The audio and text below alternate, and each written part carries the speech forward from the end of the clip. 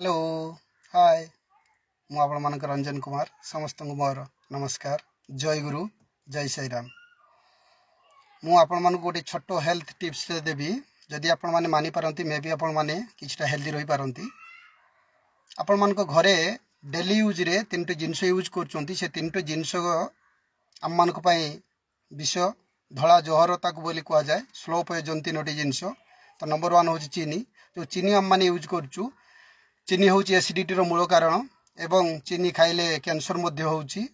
चीनी रे गोटे हाई केमिकल गोटे अच्छी से केमिकल द्वारा आम मानक देह भीतर बहुत क्षति होची। तेणु चीनी को आम यूज न कले भल चीनी परिवर्ते आम गुड़ यूज करि परिबा। दुईरे रोची मैदा जो मैदा यूज कर माने तेल छाणी खाऊँ से मैदा आम मानक देह भीतर स्लो पॉइजन हिसाब रे बहुत क्षति करुची। कोलेस्ट्रॉल मात्रा को बढ़ाई दउची। जॉइंट पेन होची विभिन्न प्रकार प्रॉब्लम होची मैदा द्वारा।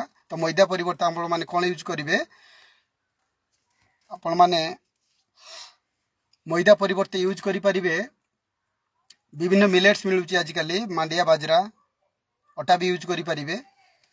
तीन रे रहउची लुण जो धला लुण पैकेट लुण माने 10-20 टंका रे बाजार आने की हम माने यूज करचू से लुण मध्य हम मान को देह पई स्लो पॉइजन सेहिति पई आम माने लुण को वर्जन करने कथा। से 10 टंका 20 टंका पैकेट से लुण परिवर्ते आम माने पतंजलि एवं अन्य दुकान रे मिली थाई पारे जो रॉक सॉल्ट बोली कहूँ संधव लवण ताको यूज कले आम देह प्रति बहुत भल।